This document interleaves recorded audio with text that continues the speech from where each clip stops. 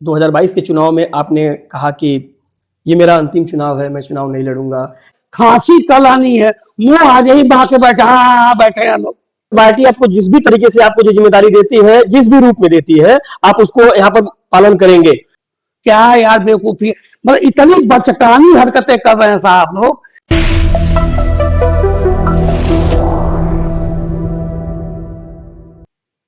चुनाव की सरगर्मियां बढ़ी हुई है बिहार में, लेकिन उसका असर दिख रहा है चिल्लू पार में। नमस्कार, मेरा नाम है विपिन त्रिपाठी और आप गोरखपुर अपडेट देख रहे हैं। आज आप सभी के बीच में हम तो पूछेंगे शो लेकर के हम चिल्लू पार में उपस्थित हैं। ऐसी शख्सियत को आप सभी के बीच में मैं लेकर के आया हूं जिनको लोग देहदानी, मुक्ति पथ वाले बाबा, पूर्व मंत्री और वर्तमान में भारतीय जनता पार्टी के विधायक के रूप में जानते हैं। वर्तमान विधायक है, इसलिए सवाल भी बहुत सारे लोगों के रहेंगे।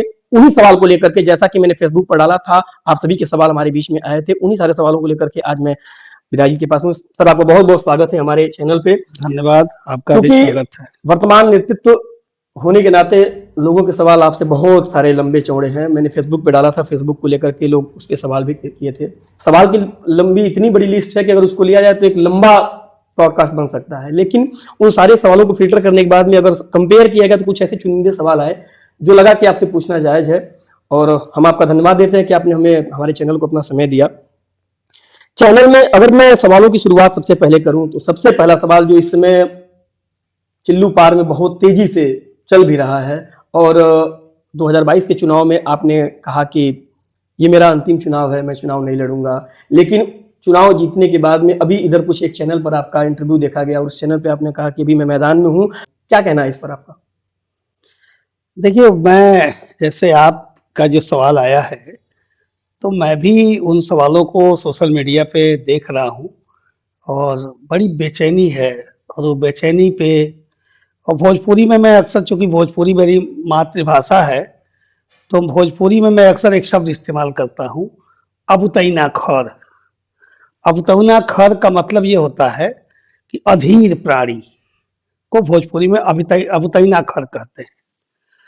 तो कुछ लोग हैं जो ये वाला खर जो भोजपुरी का हमारा अबुतैना खर है वो खाए हुए हैं, तो अधीर प्राणी लोग हैं। और बेचैन आत्मा, तो उसके वो चीज मैं भी देख रहा हूँ कि अभी लगभग 1.5 साल का चुनाव है जी। और मैं तो ठहरा श्मशान के निर्माणकर्ताओं में, भिक्षाटन करके बनाने वाले लोगों में एक मैं भी शामिल हूँ। वैसे तो जनता ने उसे बनाया है, मुक्ति पथ को। तो पल की खबर नहीं है, सामान 100 बरस का। तो हम लोग तो वर्तमान में जीने वाले लोग हैं। हाँ, सपने देखे जाने चाहिए, मैं भी देखता हूँ, अपनी विरासत पे गर्व भी करता हूँ, मगर जीता वर्तमान में हूँ। ये जो सवाल आ रहे हैं ये बड़ा हास्यास्पद मुझे लगा, लेकिन आया है सवाल तो स्वाभाविक रूप से मैं एमएलए हूँ, जनता की कृपा से तीसरी बार हूँ और भाजपा से पहली बार कमल खिला है यहाँ, तो सवाल भी मुझी से आएंगे। और बाकी तो कुछ तो लोग कहेंगे, लोगों का काम है कहना, तो कहेंगे। और जनता सवाल करती है, जनता ने तो भगवान श्री राम से सवाल कर दिया था, मैं तो उनका भक्त भी अभी नहीं बन पाया हूँ, भक्त बनने की राह पे चल रहा हूँ अभी। भक्त बन जाता तो फिर काहे की वो हम आया, काहे का पद, काहे का चुनाव, काहे का, जो राम का भक्त हो गया फिर हो गया। तो मैं तो अभी उनकी राह में हूँ। लेकिन मैं भी चूंकि पत्रकारिता से रहा हूँ और ऐसे ही सवालों को करता रहा हूँ, जनता के सवालों को पूछने की आदत रही है, तो मैं कैसे कह दूं कि मैं इन सवालों से भागूंगा। तो आपका सवाल समीचीन है, क्योंकि किसी ने उठाया है तो होगा, लेकिन वो सवाल का जो जवाब मेरा है वो अधूरा दिखाया जा रहा है। मैं चाहूंगा कि जो भी सज्जन ऐसा कर रहे हैं पूरी क्लिप दिखाएं। उसमें साफ कहा हूं कि चिल्लू पार में जिस तरीके से 2017 में भारतीय जनता पार्टी के स्थानीय कुछ जिम्मेदार लोग राजेश त्रिपाठी चुनाव न जीतने पाए ताकि भविष्य में उनके लिए सीट खाली रहे, इसलिए 17 में यह कुकर्म किया गया। भाजपा के जिम्मेदार पद पे रहते हुए भी बसपा के उम्मीदवार को जिताने की कोशिश की गई और उसके पूरे सबूत रहे। और आदरणीय बंसल जी से लेकर योगी जी तक, जिला अध्यक्ष से लेकर के राष्ट्रीय नेतृत्व तक मैंने वो बात पहुंचाई थी। उसी परिप्रेक्ष्य मैंने कहा था कि आप लोगों को लगता है कि राय त्रिपाठी कहीं आएगा और ये कुंडली मार के बैठ न जाए, तो आइए साफ नियत से पूरी निष्ठा के साथ सब लोग मिलकर के कमल खिला लें। पूरी निष्ठा से, साफ नियत से सब लोग एकजुट होकर के काम करें।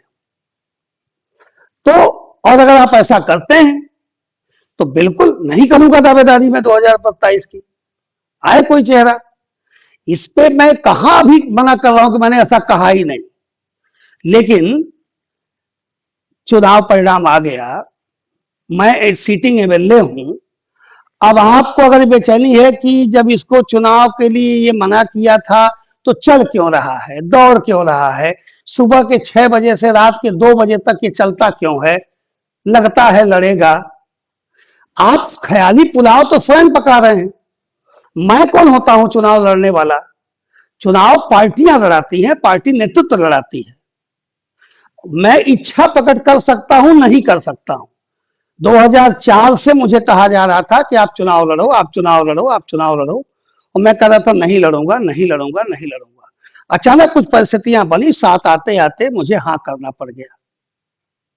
इसी तरीके से मैं बिल्कुल कह रहा हूं, तो जो लोग भी अधीर आत्मा हैं उन्हें 2022 के बाद वह भूख जग जानी चाहिए थी, और 2022 से लेकर 25 खत्म होते जा रहा है। लगभग इन 3 वर्षों में वो अपने को स्थापित क्यों नहीं कर पाए लोग? वो सेव पक जाए तब मैं खाऊं, इस पे काम क्यों कर रहे हैं? अगर आप देखेंगे तो आप ये देखेंगे कि एक व्यक्तित्व यहां पर जो कुंडली मार के जिसका खानदान बैठा हुआ है, जिसे अपराधी परिवार कहा गया, जिसके खिलाफ मोर्चा लड़कर के पत्रकारिता के समय से जो मोर्चा खोला वो चुनाव तक, जब तक कि वह आत्मा यहां से विदा तक नहीं हो गई, मैं लड़ता रहा। और जब वो हमारे शीर्ष नेतृत्व पे, हमारे नेता, अंतर्राष्ट्रीय नेता आदरणीय नरेंद्र मोदी पर, और आज के सनातन के बुर्जुआ सूर्य के रूप में जो उदित हो रहे हैं और सनातन की धुरी बनते हुए आदरणीय योगी आदित्यनाथ जी महाराज पर जब हमला करता है विपक्ष, तो ये 22 से लेकर 27 तक का ख्वाब देखने वाले लोग चुप्पी किस बात पे साधते हैं?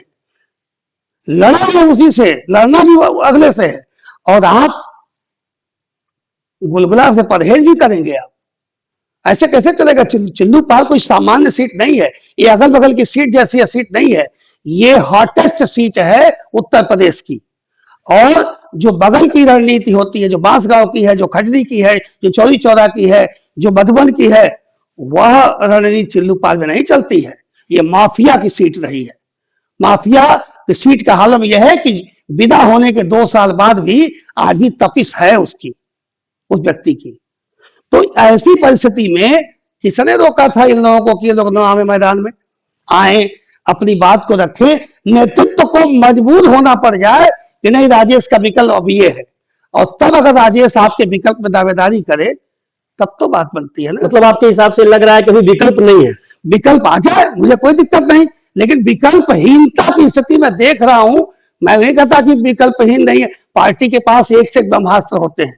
भारतीय जनता पार्टी जैसे मैं ये कैसे कह सकता हूं, लेकिन मेरी जैसी जो सूक्ष्म दृष्टि है उससे ये लग रहा है कि जिन लोगों को इस मेरी दावेदारी की बात पे आना चाहिए था वो लोग घर बैठे रह गए। हमारे नेताओं पर, हमारी पार्टी पर गंदे गंदे भद्दे इल्जाम लगाए गए और ये लोग मौन साधते रहे, कई तो गोद में जाके बैठ गए।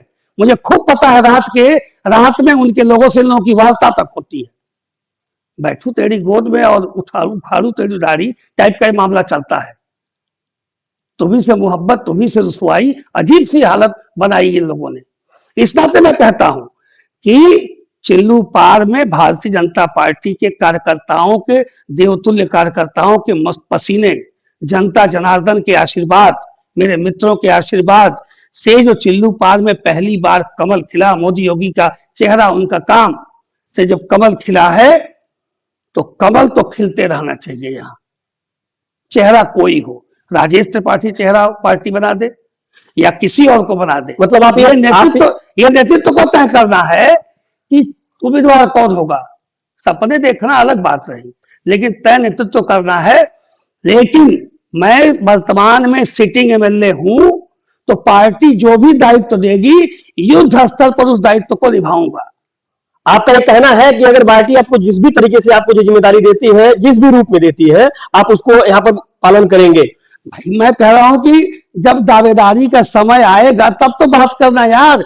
1.5 साल पहले की बात करो, खांसी कल आनी है, मुंह आज ही बहा के बैठा, हाँ बैठे हैं लोग। क्या यार बेवकूफी, मतलब इतनी बचकानी हरकतें कर रहे हैं साहब लोग। पूरे उत्तर प्रदेश में कोई ऐसी सीट नहीं है 403 में, 402 सीटों पे सब लोग अपना अपना काम कर रहे हैं। एक चिल्लू पार ऐसी सीट है जहां पे 1.5 साल पहले ही अजीबोगरीब विक्षिप्तों जैसी हरकतें की जा रही हैं।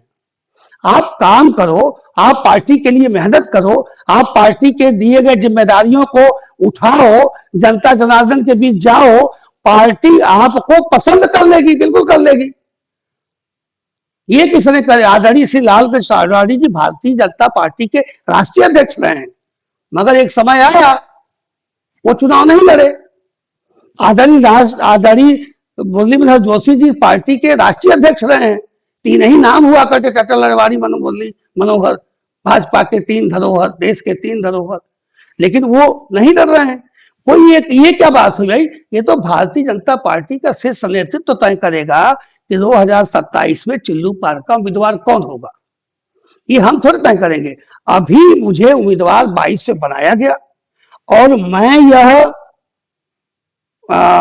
जिताया गया, मुझे जनता ने जिताया, पार्टी के वर्कर ने जिताया। तो मैं 2027 तक एमएलए हूं, तो मैं अपनी जो है सक्रियता पूरी निष्ठा से जारी रखे हुआ हूं, पार्टी के लिए काम कर रहा हूं। निर्णय नेतृत्व को लेना है तो किसे लड़ाएगी, यह विषय मेरा नहीं है।